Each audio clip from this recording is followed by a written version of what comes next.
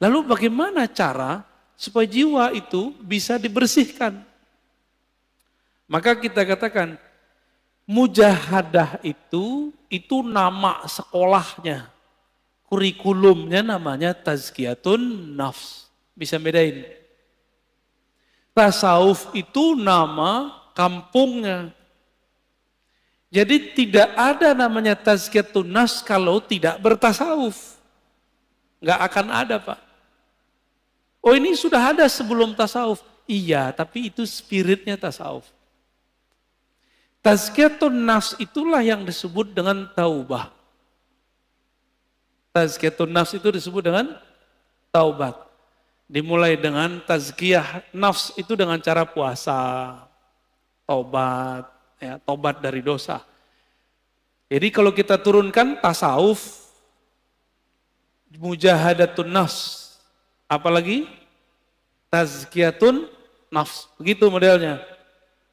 Jadi kalau ada orang mengajak kajian tazkiyatun nafs, tapi tidak memulai dengan tasawuf, gimana kurikulumnya? Pasti ada halalnya, pasti ada kelemahan-kelemahannya.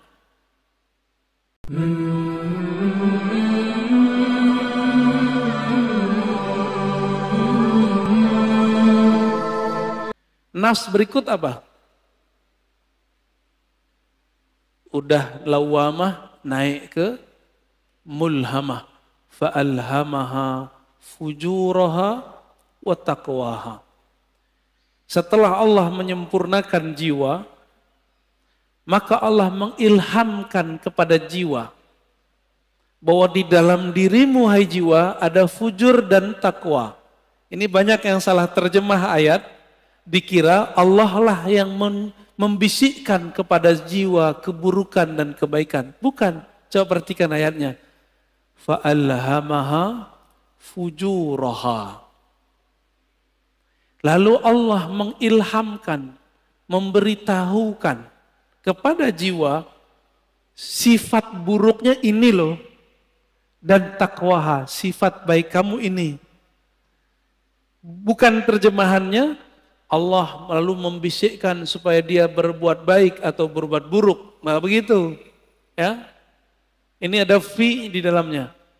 Fa'alhamaha fujuraha wa taqwaha. Ada satu riwayat yang masyhur di kitab-kitab. Cuma sayang setelah diteliti Imam Suyuti, Imam Ibnu Jauzi, riwayatnya dhaif. Tapi maknanya sahih. Sesuai dengan ayat-ayat ini.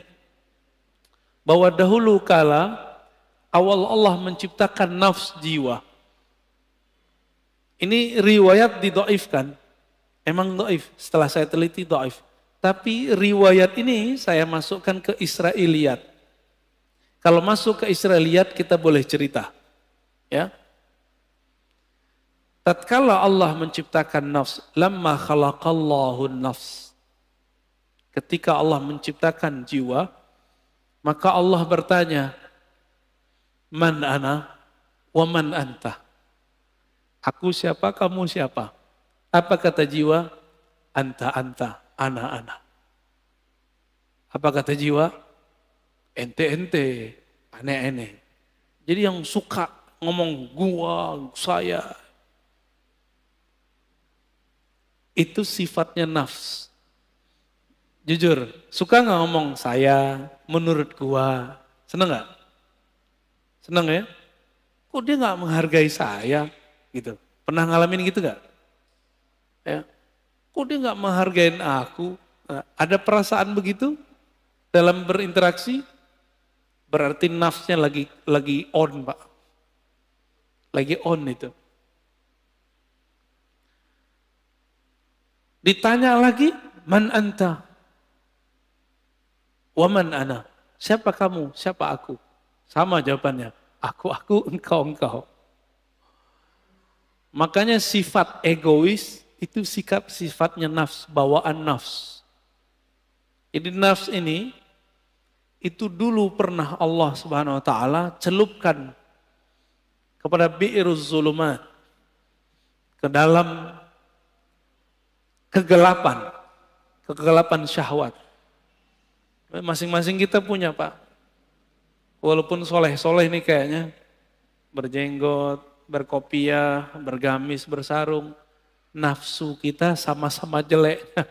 Mau saya, mau antum sama. Ya, jadi nggak usah putus asa ya, biasa aja. Siapa tahu antum lebih mulia dari aneh. Gitu, dalam nafs. Tapi kalau udah merasa mulia, berarti nafsnya udah rusak. Nafsu udah rusak. Baik. Lalu Allah buatlah nafs itu lapar. Dibuat lapar itu nafs. Sekian ribu tahun dia lapar. Lalu Allah bertanya lagi, Tuhan nafs, man ana wa man anta. Saya siapa? Engkau siapa? Kata Allah. Barulah nafs itu merasa butuh. Apa kata nafs?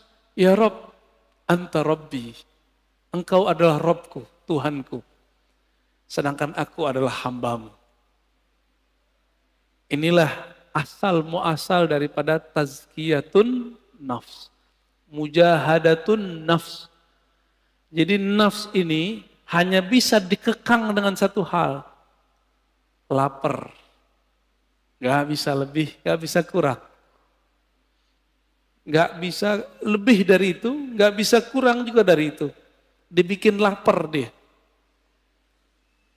Jadi kalau antum merasa bahwa kok susah ngelola diri ini, puasa. Jangan hanya puasa fisik, mulai puasa yang sifatnya lebih detail. Pernahkah kita puasa gadget? Pernahkah kita puasa ngomong? Ngomong yang buruk-buruk.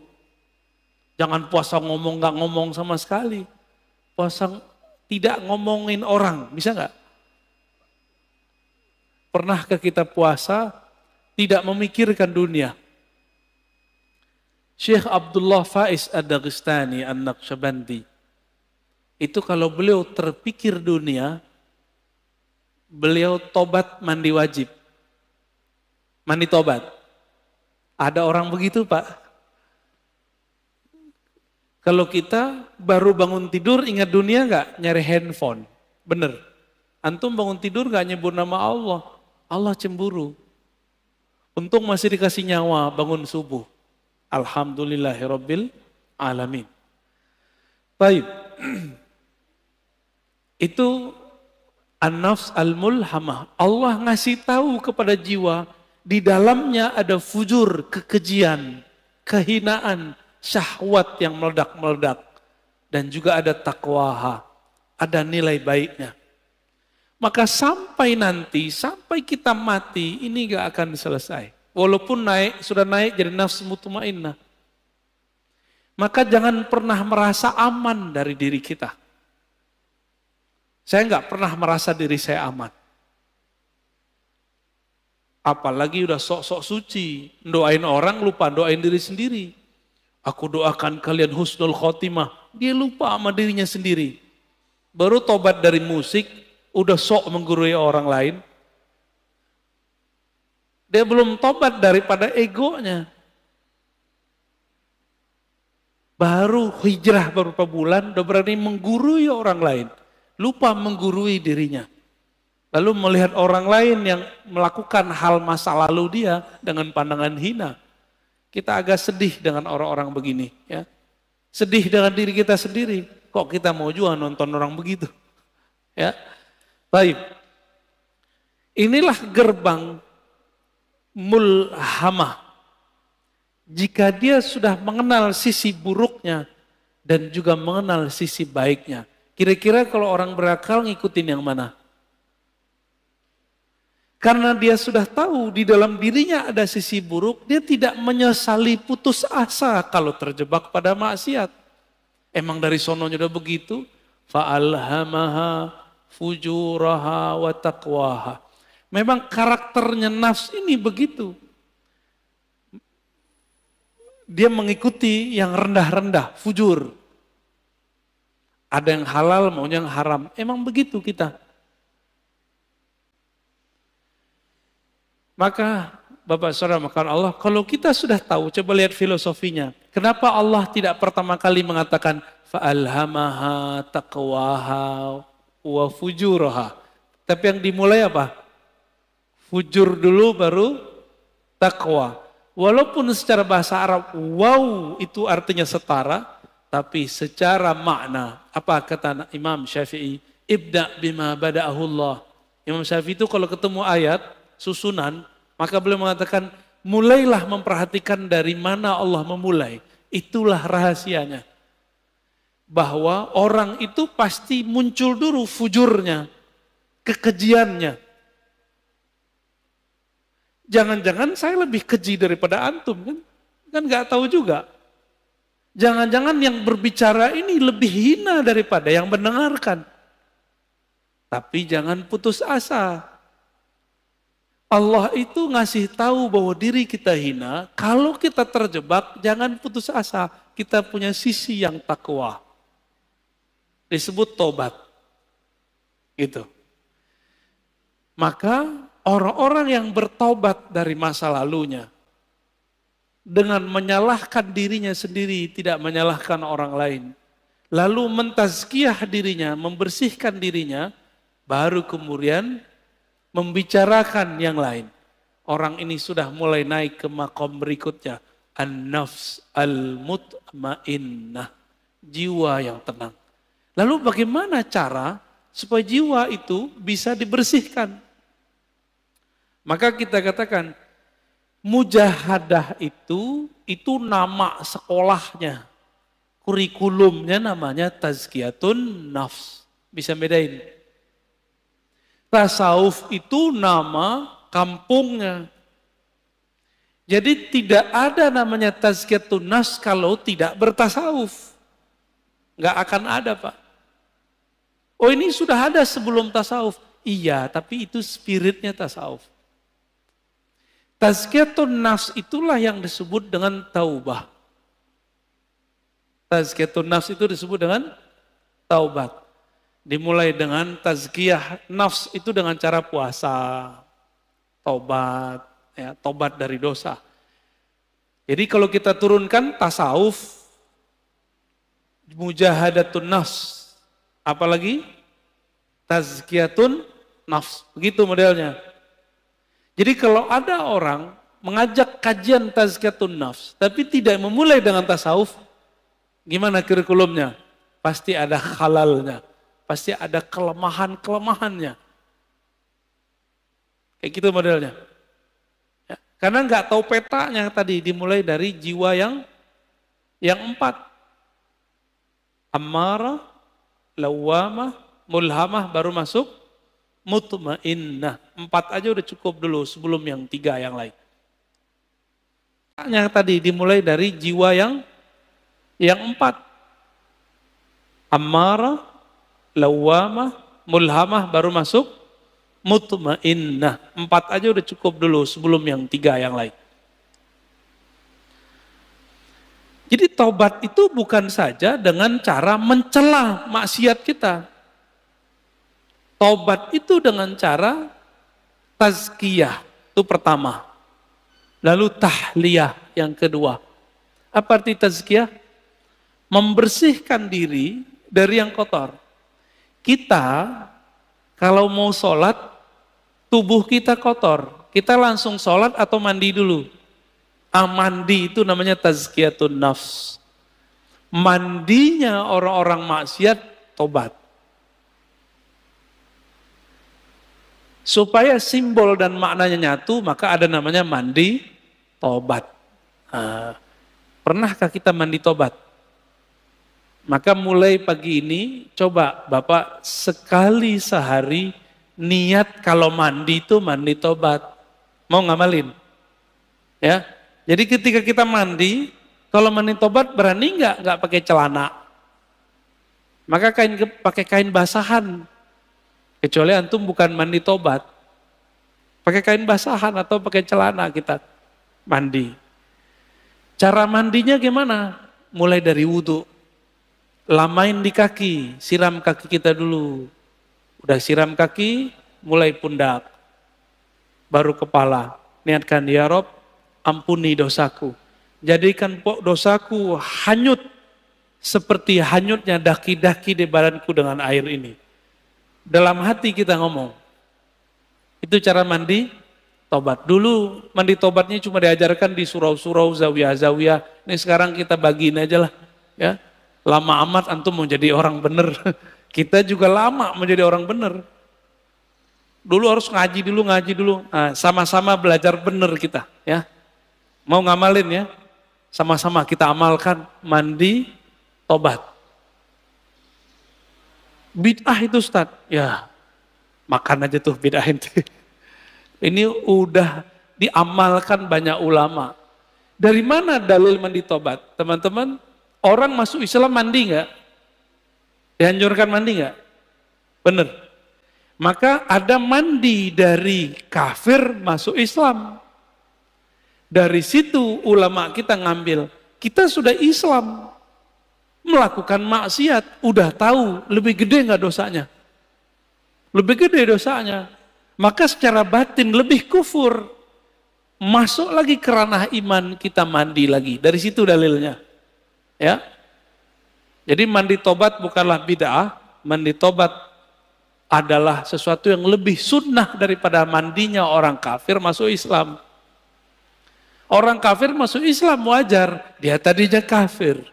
Sekarang masuk Islam. Kita nih sudah Islam, tapi melakukan kerjaan orang-orang kafir. Lebih kufur nggak? Lebih wajib nggak kira-kira mandi tobatnya? Menurut saya itu lebih wajib. Ya, coba mandi tobat. Ini amalan para wali Allah. Para wali Allah itu teman-teman, sahabat-sahabat karena Allah, amalan intinya itu tobat. Tobat itu adalah praktek tazkiyatun nafs.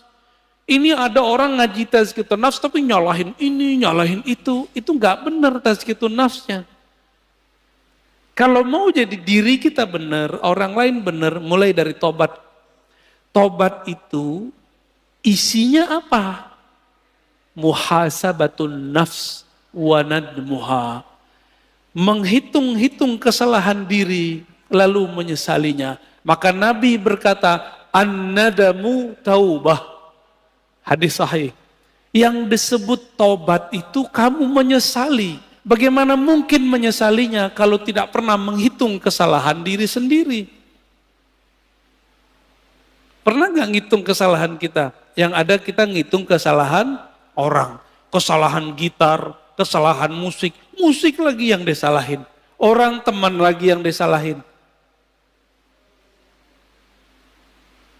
Itu di luar nggak ada. Minum khamar. Itu tua, kalau nggak diminum, nggak masalah kan? Masalahnya antum minum itu aja. Baik. Tasawuf, dalamnya apa? Mujahadatun nafs. Dalamnya lagi apa? Tazkiyatun nafs. Inti tazkiyatun nafs apa? Taubat. Ciri-ciri orang tobat, dia suka mencari kesalahan dirinya sendiri. Bukan kesalahan orang lain, apalagi kesalahan kelompok lain. Paham? Apalagi kesalahan torikot lain, manhaj lain. Kalau di dunia kerja, ciri-ciri orang yang sudah tobat, pribadi tobat, dia kalau ada kesalahan dalam pekerjaan tim, tidak suka menyalahkan kawannya, tapi dia suka menyalahkan dirinya sendiri. Makanya kemudian prinsip-prinsip agama ini sudah menjadi sistem dalam perusahaan-perusahaan. Ada namanya report, benar. Report, laporan. Laporan harian, laporan mingguan, laporan bulanan, laporan tahunan, benar. Itu namanya muhasabah. Jika orang-orang sekarang bekerja untuk dunia pakai prinsip tobat, kenapa untuk akhirat tidak menggunakan prinsip tobat?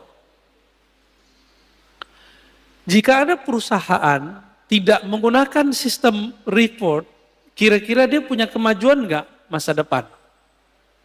Enggak ketahuan dia maju. Dia ngerasa maju tapi enggak maju-maju. Samalah kira-kira begitu. Jika seorang jiwa, suatu kelompok sibuknya dengan kesalahan orang, tidak sibuk dengan kesalahan diri sendiri, spiritualnya gak naik-naik. Ya, jumlah orangnya bisa tambah banyak, tapi jiwa mereka tidak berkualitas. Di dalam Al-Quran, Allah berfirman, "Wajahidu fillahi haqqa jihadih." Dan berjihadlah, bermujahadalah, ya. Mujahidu artinya bermujahadahlah. Fillah. Jadi ada dua, jihad itu fi sabilillah, sedangkan mujahadah fillah. Bisa bedain? Jihad di jalan Allah. Kita sedang memperjuangkan agama Allah, itu jihad fi sabilillah. Tapi kalau kita sedang melawan diri sendiri, itu namanya jihad fillah. Jihad mengalahkan diri, memenangkan Allah, itu namanya surat Al-Hajj ayat 78. Ini dalilnya kita. Kalau orang bertanya dalil, apa dalil mujahadatun nafs? Ini dia.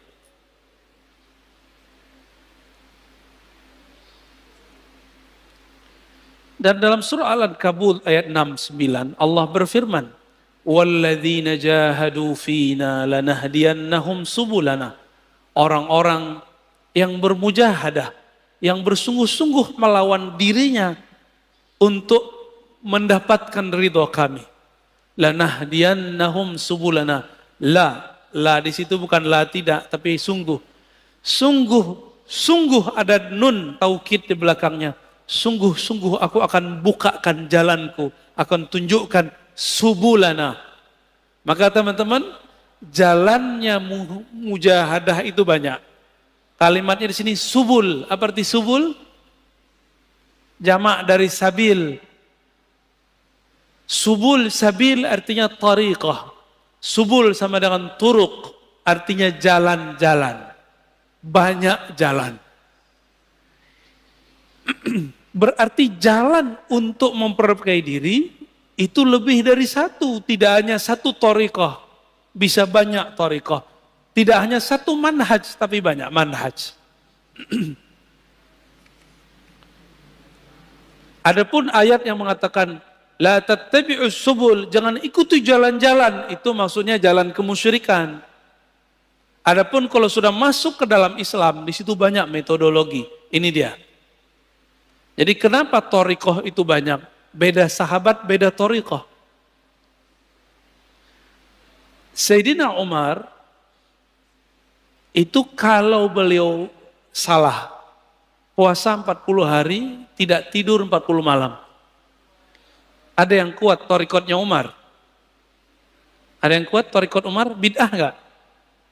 Pernahkah Nabi mengajarkan kepada Umar, "Hai Umar, puasalah kamu 40 hari, janganlah tidur 40 malam." Ada enggak dalilnya? Pernah enggak Nabi ngomong? Enggak, Umar dapat 2 ayat ini langsung dipakai. Maka Umar itulah dalilnya, dan itu ada di Sahih Bukhari. Jadi 40 mujahadah, 40 khalwat, puasa siang hari, tidak tidur malam hari, bukan berarti itu over, bukan. Itu thariqahnya sahabat. Ini kita baru zikir 5.000 udah disebut riya. Ya. Kita baru kemudian gak tidur malam hari disebut berlebihan.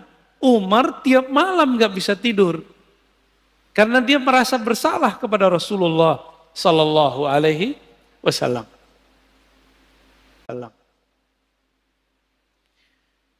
Ilmu tazkiyatun nafs ini hanya ada di thariqah sufi. Sekarang banyak orang menyerang thariqat sufi. Kira-kira bisa benar gak dirinya? Gak bisa benar, Pak. Kita mau tazkiyatun nafs, tapi orang ahli tazkiyatun nafs kita serang. Bisa benar gak kita? Gak bisa benar. Ya. Tasawuf itu ada menyimpang. Kan kita udah jelaskan dari awal. Tidak hanya di kalangan sufi, di kalangan ahli fikih aja ada penyimpangan. Di kalangan ahli hadis aja ada penyimpangan. Apalagi di kalangan sufi.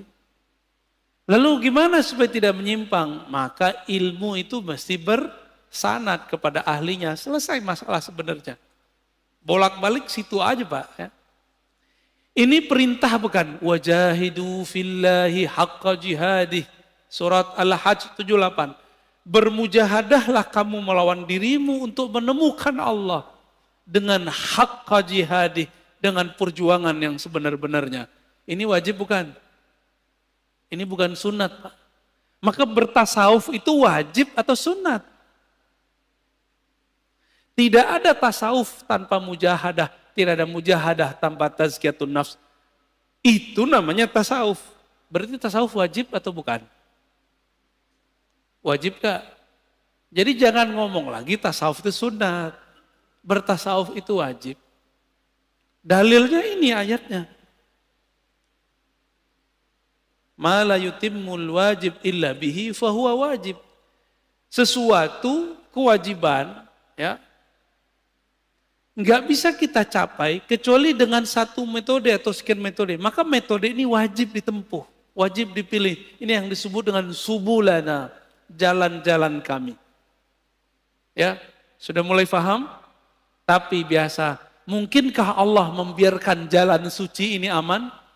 Gak mungkin. Maka Allah titipkanlah ya ujian bagi orang-orang yang sedang bermujahadah di jalan tasawuf supaya mereka meragukan tasawuf. Ragunya lewat ustadz juga karena ustadznya ngomong pakai dalil juga bahwa tasawuf itu bid'ah. Tasawuf itu dari Buddha. Tasawuf itu dari Brahmana. Tasawuf itu dari Kristen. Yang ngomong begitu kan orientalis. Giliran orientalis ngomong ente percaya. Giliran kita yang muslim ngomong ente nggak percaya. Yang paling lucu musim maulid ini mau maulid. Ya, benar mau maulid. Yang bilang maulid pertama kali dibuat orang Syiah kan orang Syiah. Salafi mengkafirkan Syiah. Tapi giliran informasi tentang maulid ini mereka ambil. Mereka percaya kepada orang kafir bahwa maulid ini dari Syiah. Padahal kita ahlus sunnah itu juga punya data sendiri. Bahwa maulid itu bukan dari Syiah. Bukan dari Yesus. Ini yang paling lucu. Selevel Syekh Soleh Fauzan, imam salafi sekarang di Saudi. Itu menganggap maulid Nabi itu sama dengan memperingati kelahiran Yesus. Nyambung gak? Ada nggak antum yang memahami maulid Rasul Sallallahu Alaihi Wasallam itu sama dengan kelahiran Tuhan? Ada nggak? Nggak ada kita yang begitu. Itu ilmu namanya ilmu su'uzon. Jadi manhaj mereka itu kita ganti istilahnya manhaj su'uzoniyah, ya, bukan manhaj salafiyah. Su'uzon tiap tahun dijawab nggak aja puas. Tahun lalu kita udah balas. Ini mau mulai lagi nih. Siap-siap ntar ya, bulan maulid. Ini so far Ustaz ya. Oh bulan maulid terame lagi. Jangan antum kira kita jawab sekarang nanti mereka adem lagi enggak. Tahun depan lebih gawat lagi. Tahun berikutnya lebih gawat lagi. Apa kata Syekh Soleh Fauzan? Aneh masih mending bilang dia Syekh ya. Mereka udah enggak bilang kita Ustadz, Buya, Kiai. Enggak masalah. Kita enggak mau dianggap sama mereka. Kita mau dinilai oleh Allah Subhanahu wa ta'ala. Apa kata dia? Ini tasyabbuh dengan orang-orang Masihi, orang Kristiani. Kalau tasyabbuh menyerupai orang Kristen itu dalam akidah kita kan kafir. Kafir dong pelaku maulid. Maka kalau baca ayat Qul ya ayyuhal kafirun itu isinya orang-orang maulid ya. Nauzubillah min dzalik. Membawa ayat suka-suka. Dan kebetulan kebenaran pelaku maulid kebanyakan orang-orang tarekat sufi. Orang Betawi itu dulu gurunya sufi Pak. Makanya di kampung-kampung Betawi nggak ada namanya bulan maulid sama Ramadan dua aja.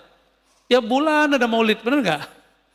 Tiap bulan ada barzanjian. Tiap bulan ada dibaan, tiap bulan baca Syaraful Anam. Karena setiap hari Senin mereka mengingat ada kelahiran Nabi Sallallahu Alaihi wasallam. Dianggap itu Syiah. Ya. Allahumma sholli ala Muhammad.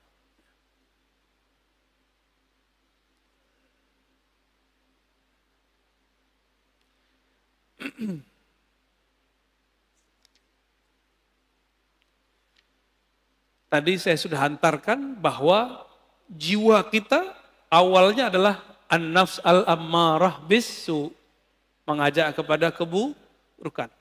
Tapi karakter jiwa qabiliyatun litaghyir. Jiwa ini bisa dilatih.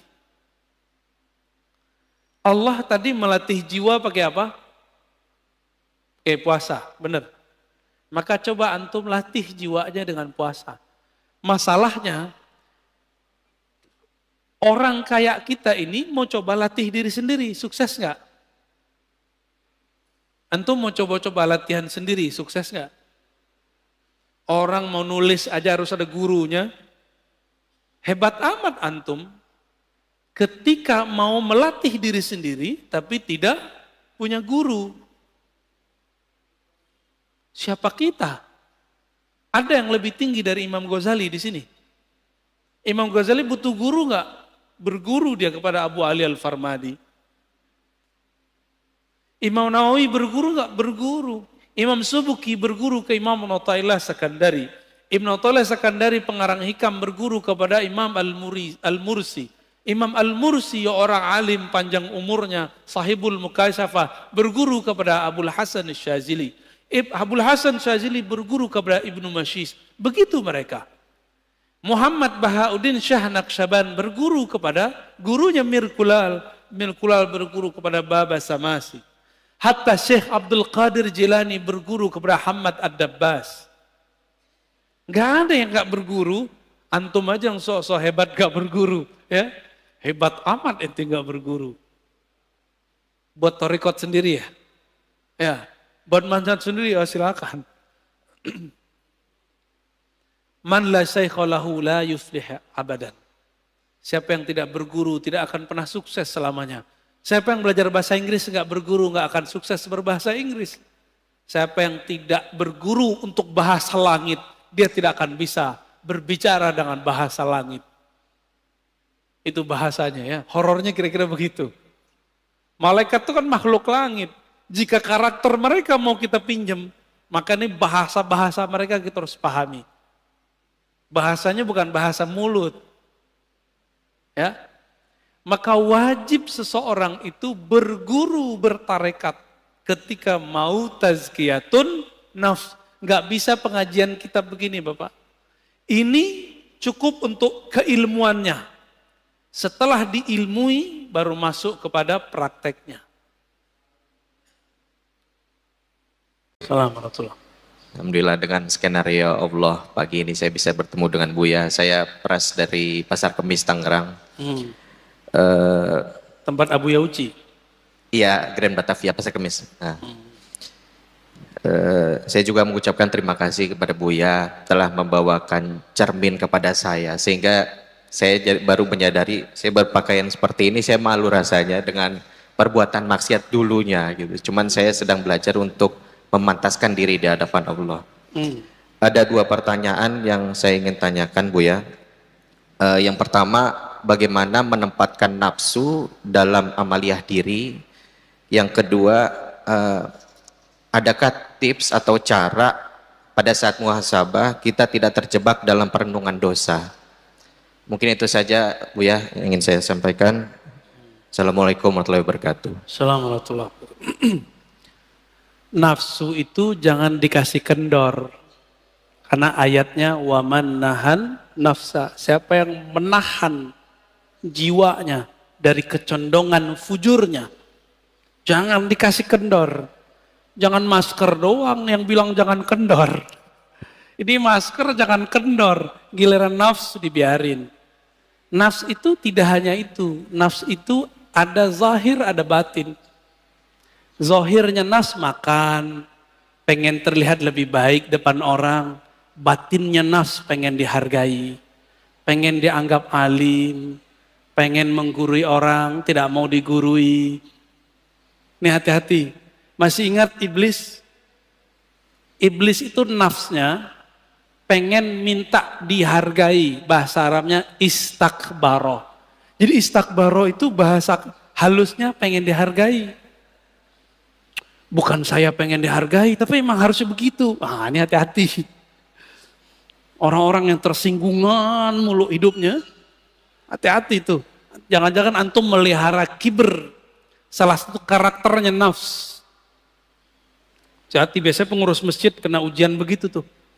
Pengurus masjid, guru-guru, syekh-syekh, kiai-kiai, pejabat-pejabat, atau mantan pejabat. Dia mantan masih pengen dihargai seperti pejabat.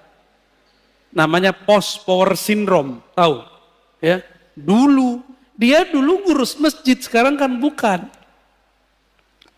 Itu di banyak masjid saya ketemu begitu Pak. Di banyak masjid, saya nggak tahu masjid sini ya. Dinamikanya mungkin 11-12 lah. Benar. Ya, sama lah. Karena masjid ini tempat nyembah Allah. Setan nggak mau diem Pak. Dia bikinlah pengurus tekar sama pengurus. Antum yang tengkar, kena udah. Kalau berbeda boleh, tengkar ya nggak boleh. Berselisih itu rahmat. Yang nggak boleh itu takhasum. Bermukhosamah. Mulai kemudian orang kalau udah mukhosamah tengkar, nyari kesalahan orang nggak? Ada beberapa masjid udah kayak partai politik Pak. Mau milih ketua itu udah pakai, waduh ya salam, udah ada tim sukses segala. Ada grup baru lagi. Ya salam. Semoga Masjid Nabawi seperti nur Nabi Sallallahu Alaihi Wasallam. Berselisih untuk maju, bukan berselisih untuk bertengkar, amin. Nafs ini fiha lazzah. Hawa nafsu itu ada lezatnya. Ini saya ngomong begini, itu ada nafsunya. Kalau saya menikmati ngata-ngatain orang, maka saya niatkan kalam saya ini ngata-ngatain diri saya sendiri. Pahit loh Pak ngatain diri sendiri itu. Enggak enak banget ngata-ngatain diri sendiri itu. Maunya dia mau ngata-ngatain orang mulu. Enggak mau muhasabah diri, maunya menghisap orang mulu. Itu karakter kita, itu karakter nafs itu. Berarti antum sudah bagus tuh pertanyaannya. Saya gitu ya, dengan pakaian begini merasa nggak pantas. Emang nggak pantas Pak. Cuma meskipun kita bukan orang soleh, kita mau meniru orang soleh walaupun hanya pakaiannya. Semoga dengan meniru pakaiannya nanti akhlaknya pun nempel ke tubuh kita. Kalau akhlaknya sudah nyampe, semoga karakter kolbiahnya juga masuk ke dalam diri kita. Nah ini, jadi gimana caranya? Jangan kasih kendor. Kasih kendor, kasih sanksi. Allah itu memberi sanksi nggak kepada jiwa ketika dia tidak mau mengakui Allah sebagai Rabb? Dikasih sanksi, nggak dikasih makan. Maka antum yang lalai kepada Allah, kasih sanksi, matanya nggak boleh tidur. 1 jam, kurangi zikir, baca Quran, sholat. Harus disangsi diri kita ini. Diberikan dia hukuman, disiplin. Masa orang ada disiplin kerja mencari dunia, tapi dia nggak disiplin kerja untuk akhirat. Orang yang tidak sukses di masa tuanya dunia karena dia masa mudanya tidak disiplin. Sepakat? Benar? Bapak, kenapa saya bisa baca kitab apa saja sekarang? Karena saya disiplin dulu di umur. Mulai dari umur 15 tahun saya belajar baca kitab. Jadi telat belajar kitabnya. Kawan-kawan mungkin umur 12 sudah mulai hafal alfiah. Saya belajar itu umur 15. Karena saya tahu ini ilmu mahal, nggak pernah kita tinggal lagi. Kuliah pun, ketika orang tua saya mengatakan, nak cari kerjaan, bapak susah. Saya bilang, Pak, apapun, tolong beasiswain saya 4 tahun. Dan benar-benar Pak, saya 12 tahun mendidik nafs saya untuk tidak pacaran. Ya, itu 12 jam setiap hari. Enggak hura-hara ke sana sini, sibuk baca buku masuk. Jadi merbot di pesantren, azan, kadang-kadang imamnya nggak ada, kita jadi imam. Yang paling gawat apa? Dosen kita ini pesantren mahasiswa, dosennya nggak ada. Kita masih santri, orang pada ngelirik. Terpaksalah kita maju. Di situ saya baru tahu kalau saya banyak baca, Pak. Tapi saat itu karena guru jauh, kolbu masih ada sombong. Bertambah ilmu, tambah sombong. Bertambah bacaan, bertambah belagu. Itu saya alami dulu. Ini kan ada mahasiswa kita di sini udah jadi ustadz juga ya. Ibnu Hajar. Dia kan jurusan filsafat tuh. Ya, 11-12 lah kayak dia dulu. Bertambah baca kitab, bertambah sombong. Jadi saya kalau baca kitab dulu niatnya mau debat orang. Serius Pak. Jadi kalau baca ngapal hadis, saya niatin untuk debat salafi. Kalau baca kitab akidah, mau ngelawan Syiah, liberal. Kalau baca kitab filsafat, mau ngalahin orang-orang yang sok-sok ngomong filsafat. Bener-bener dulu. Nggak ada yang bener.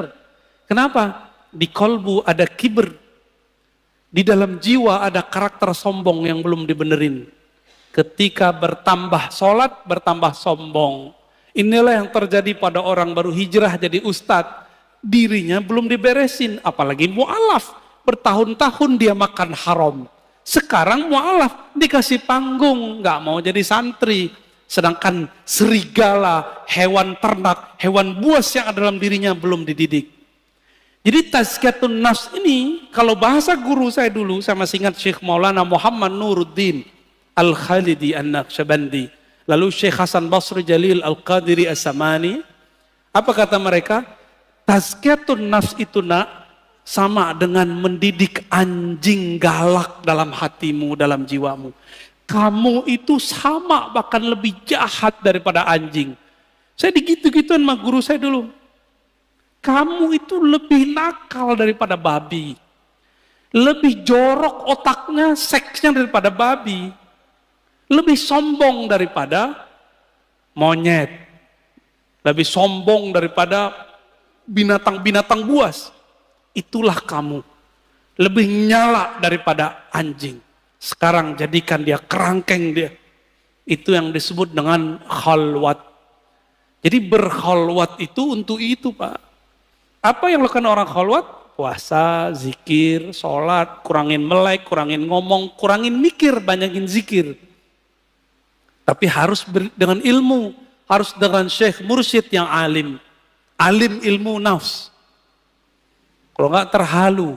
Ngaku jadi Tuhan kayak Ahmad Musodek atau ngaku jadi Nabi ya. Ahmad Musodek jadi Nabi dia. Itu prestasi orang Betawi Pak. Ada Nabi dari orang Betawi satu ya. Lumayan. Nabi ke-26. Penting sekali karena sudah banyak pertanyaan masuk kepada kami tentang betulkah filsafat itu haram? Betulkah ilmu kalam itu diharamkan oleh Imam Syafi'i? Betulkah belajar ini semua, belajar tasawuf dan lain sebagainya itu membuat gila dan lain sebagainya? Karena pertanyaan ini sudah mulai serius, maka kita harus jawabnya jangan serius, tapi santai, ya, seperti santai. Kita di kampus biasanya. Dan perlu teman-teman, walaupun ini tidak masuk bagian dari kontennya beliau, tapi saya ingin mengenalkan beliau juga. Ini kakak kelas saya sebenarnya di jurusan Akidah wa Falsafah, ya, di Fakultas Usuluddin. Buya Mursal ini pertama kali ketemu 2004 dan pertanyaan-pertanyaan filosofis, kalami, teologi dan sufistik itu sudah mulai kami tiktokan dari dulu, walaupun TikTok baru muncul belakangan ini ya.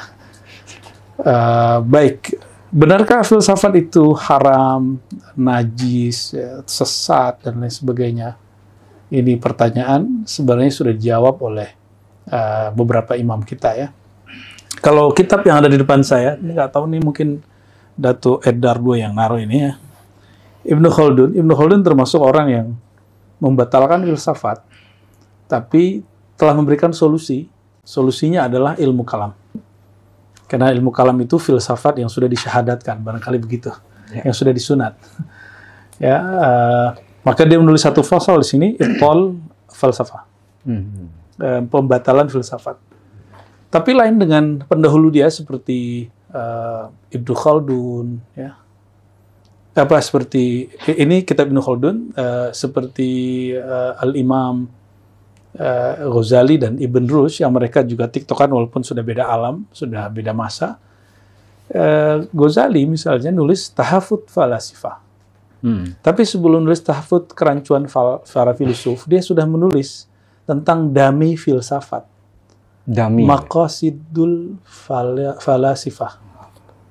Itu dami, apa semacam kurikulum daripada filsafat. Maqasidul falasifah. Jadi dia sebelum mengkritisi, memuji atau mengikuti, dia kemudian memetakan dulu ini barang apa hakikatnya, pangkalnya apa, ujungnya apa, isinya apa. Maka dia nulis Maqasidul falasifah. Setelah dia nulis Maqasidul falasifah, maksud-maksud atau dami dari filsafat, dia menulis tentang kerancuan dari 20 yang dia petakan tentang tema-tema falsafah. Dia hanya melanjutkan 3 yang beririsan dengan ilmu kalam teologis. Artinya, Ghazali tidak anti filsafat seperti yang diimajinasikan banyak orang, dan Ghazali tidak patut dijadikan orang yang sebagai hujah bahwa filsafat itu haram. Judulnya apa itu Buya Mursal? Maqasidul falasifah. Tahafut falasifah, bukan falsafah. Apa perbedaan falasifah dengan falsafah? Tahafut falasifah, kerancuan-kerancuan para filsuf, bukan kerancuan filsafat. Oke. Kita juga boleh nyebut tahafut al-mutakallimin, sudah ada kitabnya baru ditulis. Cuma yang nulis orang anti kalam. Ya. Kita juga boleh buat tahafut as-sufi ya, bukan tahafut tasawuf.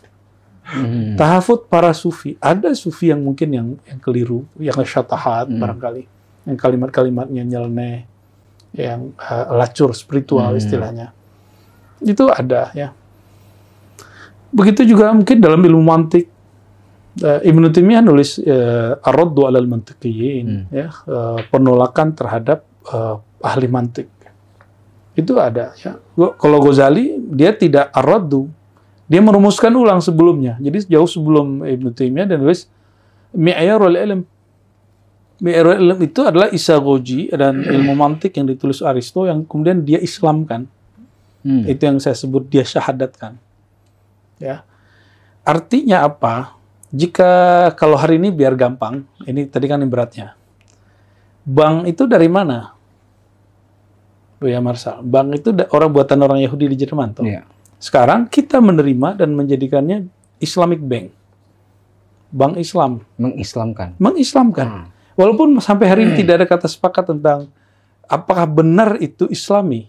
Itu urusan belakangan. Yang penting sudah ada effort, usaha untuk mewarnainya dengan keislaman. Ya. Atau di masa baginda SAW, dinar dirham. Nabi mengadopsi dinar dirham padahal tadinya orang Arab Badui itu sistemnya barter. Sistem barter lalu mengadopsi mata uang dinar dirham yang mana dibuat oleh orang asing, yaitu Romawi dan juga Persia. Ya. Oh, ada yang mengatakan, oh ini di Quran. Ya, sebelum Quran diturunkan ke Nabi Muhammad SAW, Nabi kita, dinar dirham sudah dipakai. Lalu diadopsi oleh baginda Nabi SAW, lalu diislamkan bukan barangnya. Barang itu sangat netral. Dinar dirham tidak ada agamanya. Ya. Ada agamanya nggak dinar dirham? Duit itu ada agamanya nggak? Enggak. Sama dengan musik, seni itu nggak ada agamanya. Tapi dia diwarnain dengan agama. Maka kemudian ada seni Islam, ada mata uang orang Islam gitu. Coba dolar itu ada agamanya nggak? Tidak.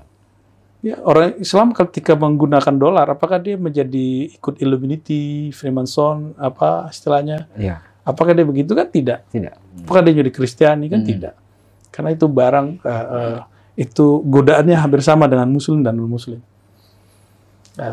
Artinya, betul di filsafat itu ada beberapa yang membuat orang keliru, dan itu sudah dipetakan oleh ulama kita. Kalau kita tidak paham bab ini, maka mungkin mulai hati-hati hari ini untuk sekolah, untuk kuliah. Kenapa? Hampir semua mata kuliah dan jurusan yang ada di semua kampus, apa kampus Islam atau kampus non-Islam, itu semua adalah pecahan dari ilmu filsafat. Mau tahu Ya. contohnya? Ya. Contoh ilmu kedokteran, matematika, fisika, bahkan ilmu sosial, semua adalah anak daripada filsafat. Jika ada yang mengharamkan filsafat ke dalam usul fikih dan qawaid fikih, dalam qawaid fikih ada at-tabi' tabi'un. Jika kita mengharamkan sesuatu, maka yang turunannya maka haram juga. Berani? Ya. Jadi semua ilmu pengetahuan jadi haram jadinya. Itu adalah kekonyolan yang diilmiahkan atau yang diagama-agamakan. Kita tidak mau seperti itu. Kita maunya ilmu pengetahuan yang direligiuskan. Tapi sebenarnya nggak perlu. Pada dasarnya keilmuan itu sudah sangat religius. Orang alimnya yang tidak religius. Karena ilmu itu sifat Allah, ilmu itu dari Allah, dan kita bisa terima dari mana aja. Ya, begitu lebih kurang. Jadi saya tidak sepakat dengan orang yang mengharamkan filsafat. Itu orang tidak update, dan dia ketinggalan kira-kira berapa abad? Ya, 9 abad. Karena Ghazali sudah merumuskannya dan dia wafat 505. Sekarang 1445.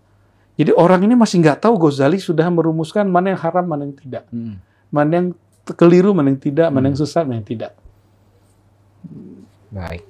Ini ada ungkapan Buya yang menarik nih Buya. Ilmu itu sesungguhnya sangatlah religius. Ya. Ini berharga sekali sahabat. Dari penjelasan beliau tadi, dalam kehidupan sehari-hari, sahabat Ribad, terkadang kita mendua ya. Di satu sisi, sebagian masyarakat kita mengatakan, oh jangan belajar filsafat. Kemudian, oh, filsafat ini berbahaya. Anda bisa gila nanti. Oh, filsafat tidak Islami. Filsafat itu dari Yunani, tidak beragama seperti itu. Ya. Tetapi di lain sisi, seperti kata beliau tadi, kita memakai pemikiran-pemikiran atau teluran anak-anak yang lahir dari filsafat seperti fisika, kimia, matematik, kemudian yang dari ilmu sosial, apakah itu sosiologi, antropologi, psikologi dan seterusnya. Di lain sisi kita mengharamkan induknya. Nah ini kan satu sikap yang harusnya perlu kita pertimbangkan kembali. Kemudian ada sedikit pertanyaan nih Bu ya. Dari perjalanan ilmu filsafat kepada lahirnya para filsuf-filsuf Islam, apakah di sini boleh kita namakan ada Islamisasi ilmu pengetahuan kah? Atau temuan-temuan baru dalam dunia Islam? Ya. Jika istilah ini mesti digunakan untuk berdamai supaya umat Islam mau belajar pengetahuan, saya berdamai dengan istilah itu.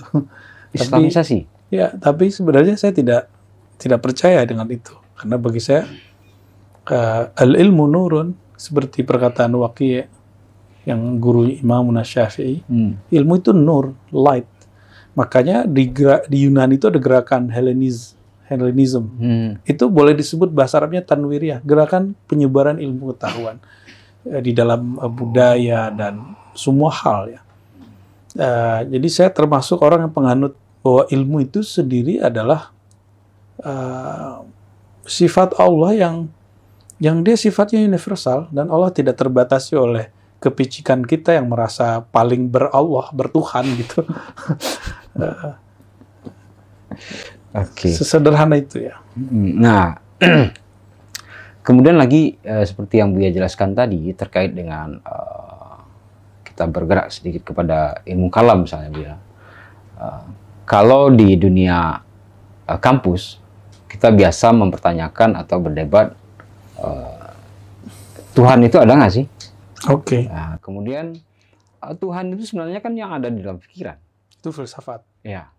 Bukan ilmu kalam ya? Kan. Nah. Itu di filsafat itu ketinggalan. Di kalam pertanyaan itu sudah ketinggalan.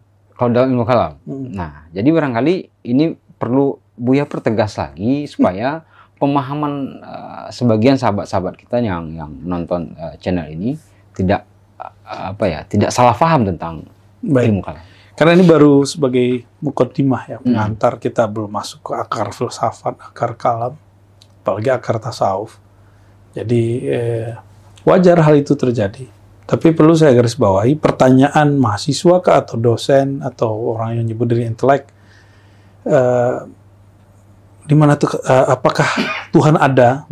Itu bukan pertanyaan kalami, pertanyaan teologis. Dalam teologis, seorang teolog sudah meyakini itu. Berangkat dari Namun situ, bagaimana cara dia meyakini sesuatu yang sudah wujud, itulah teolog. Jadi teolog sudah ngelewatin posisi proses pembukti apakah Tuhan eksis, apakah Tuhan wujud, itu nggak perlu lagi teolog. Dia kalau bertanya begitu dia filsafat. Kalau dalam filsafat mungkin teolog itu kemunduran, tapi dari sisi keagamaan pertanyaan teologis itu kemajuan. Ya. Jadi kalau saya nanya, apakah Tuhan itu ada? Maka ini pertanyaan seorang filosof.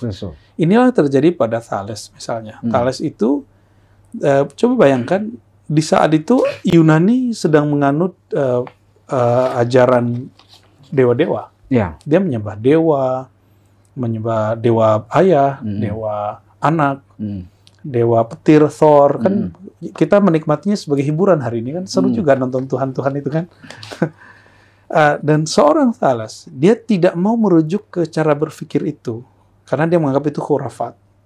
Lalu dia berpikir, tidak merujuk kepada agama yang ada di masanya, itu agama khurafat, agama pagan. Lalu dia berpikir sendiri, dan pasti ada Tuhan yang tidak mirip sama kita, yang nggak anak, yang nggak bapak, yang nggak antromorfisme gitu ya. Terus apa dong? Maka dia kemudian berpikir tentang asal-muasal wujud. Maka muncullah ilmu namanya ontologi. Jadi sebelum teologi, itu ontologi dulu. Filsafat itu bergerak pada ontologi. Walaupun nanti boleh kita sebut kalam itu juga filsafat kepercayaan. Tapi basic filsafat itu yang pertama, itu adalah ontos logos. Ilmu tentang wujud. Falsafatul wujud kalau dalam terjemahan. Dan kabar gembiranya apa? Hampir semua kitab filsafat Yunani sudah diterjemahkan ke bahasa Arab dan tidak ada lagi sumber Yunaninya kecuali baru ketemu belakangan ini. Itu kabar gembiranya. Dan di masa Imam Abu Hanifah itu ada seorang khalifah Bani Abbasiyah yang berhasil menemukan di Malta, kemudian di segitiga itu Italia, Balkan, kemudian Asia Minor, itu ada satu pulau, tempat pelarian filosof yang dulu dikejar-kejar oleh rezim Yunani. Mereka membawa kitab dan kemudian pindah ke sana. Ada yang hafal ajaran Aristo, mereka salin di sana. Itu kitab dibawa semua ke Baghdad. Itu masih abad kedua Hijriah. Dan kemudian muncullah gerakan penerjemahan yang paling terkenal itu Al-Kindi. Kemudian muncul Al-Farabi. Dan sampai hari ini kita menikmati hampir semua buku-buku filsafat Yunani sudah berbahasa Arab. Nah, jadi kalau ada yang berbahasa Yunani sekarang, besar kemungkinan itu terjemahan ulang dari bahasa Arab. Jadi setelah diterjemahkan bahasa Arab, kemudian diterjemahkan lagi ke Yunani. Gitu. Mungkin ada ketemu manuskrip Yunaninya, tapi saya butuh bukti dulu. Saya belum tahu secara filologis ya. Nah, jadi kabar gembiranya itu. Artinya apa? Orang-orang di abad pertama, kedua, Muslim, mereka mengadopsi sebanyak mungkin sehingga mereka mencapai puncak keilmuan pada beberapa waktu setelahnya. Lalu kita mau mundur lagi. Ya. Itu dia, Bu ya. Ya, Pythagoras itu diperkirakan tahunnya sama dengan Nabi Sulaiman, Solomon. Besar kemungkinan dia pernah berinteraksi dengan orang-orangnya Solomon. Tapi dengan akses King Sulaiman itu yang bisa terbang, bisa kemana-mana, saya yakin dia pernah jumpa. Ya. Karena secara ajaran Pythagoras ini lain dengan filosof sebelum dia dan setelahnya. Jadi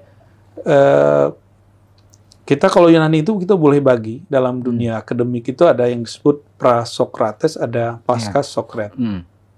Ya, pra-Sokrates itu salah satunya adalah dimulai dengan Thales. Sebelum Thales sudah ada, coba nggak muncul namanya. Nggak masyhur. Ya, kemudian murid dia, ya kalau Thales mengatakan air, lalu muridnya mengatakan tak terhingga dan lain sebagainya.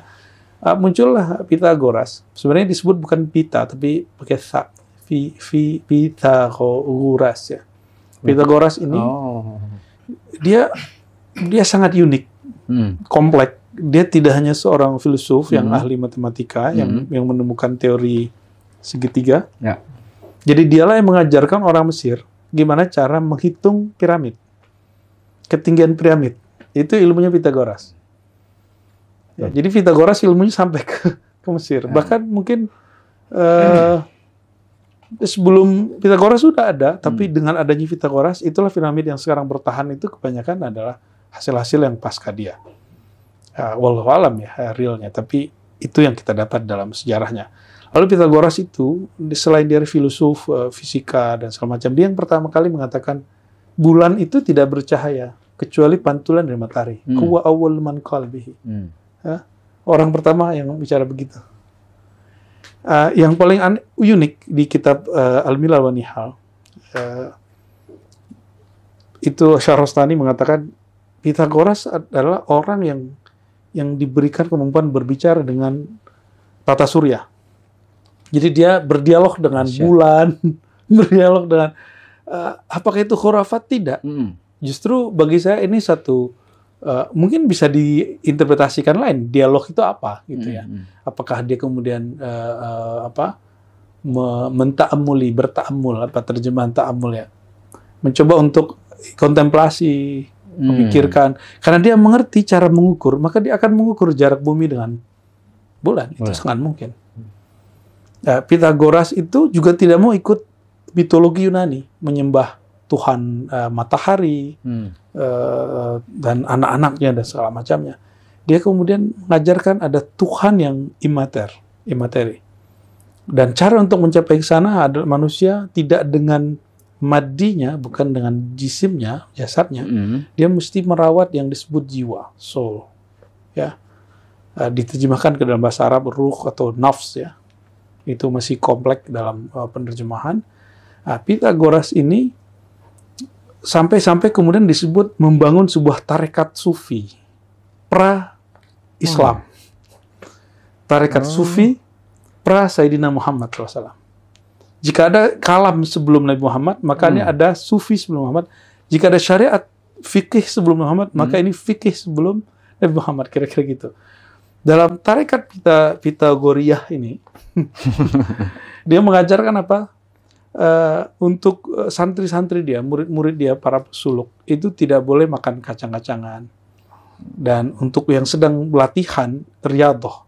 Kata riyadhah yang hari ini disebut sebagai ilmu matematika, ilmu observasi, itu diambil spiritnya dari ajaran Pitagoras. Jadi Pitagoras itu apapun yang dia buat hasil dari riyadhah, hasil dari latihan. Dia nggak percaya kalau orang cuma mikir terus buat kesimpulan. Bagi dia, coba dulu dong. Ya, kalau benar ini hebat, kita cobain dulu, observasi dulu. Nah, Pitagoras itu setelah dia melakukan percobaan pada dirinya dan segala macam, dia kemudian menyimpulkan kita nggak boleh terlalu banyak makan yang bernyawa. Jadi murid-muridnya sedang riyadhah latihan, itu nggak boleh makan yang bernyawa. Mirip-mirip toh? Mirip ya. Tapi ingat, yang suluk sekarang bukan dari Pitagoras. Tapi mirip. Orang dulu pakai pakaian, sekarang pakai pakaian, emang pakaian kita ingin niru mereka kan jaga juga kan. Ini baju Cina nih kan, berarti orang Cina itu. Baju saya bukan Cina nih, beda lagi nih. Modelnya. Oke, apalagi dia melarang muridnya misalnya kalau makan terlalu kenyang. Mirip kayak Nabi Muhammad lah. Ya. Bagi dia kalau makan sisain, harus ada yang disedekahin. Kurangi tidur. Ada waktu untuk kontemplasi dan segala macam. Untuk menopang ilmu-ilmu yang disebut nanti aljabar. Ya, algebra apalah namanya itu ya. Ya, unik ya Pitagoras itu. Jadi kalau Pitagoras sudah mulai berpikir, barangkali kalau disebut kosmologi. Jadi dekat kosmologi. Thales itu ontologi alam. Sedangkan Pitagoras sudah masuk dari alam masuk kepada jiwa. Karena itu cara mengenal Tuhan. Kita boleh sebut kosmologi. Ya, kosmo, logos, ya, kosmos, logos, kosmo berarti manusia, logos ilmu, ilmu tentang hakikat manusia. Manusia. Ya karena kan kalau tidak salah nih Bu ya, dalam temuan jiwa itu, Pythagoras ini telah menemukan bahwa jiwa itu tidak mati. Ya. Cuman setelah manusianya mati, jiwa ini akan berpindah kepada mungkin binatang atau manusia lain. Itu masih diperdebatkan sebagai ajaran Pythagoras, apakah itu betul atau tidak. Oh, oke. Ya. Jadi tidak, berarti secara tidak dapat dipastikan bahwa Pythagoras mengakui reinkarnasi sebenarnya. Sebenarnya ada perpindahan yang dalam reinkarnasi versi Islam itu ada, tapi bukan reinkarnasi seperti itu. Reinkarnasi versi Islam itu sederhana.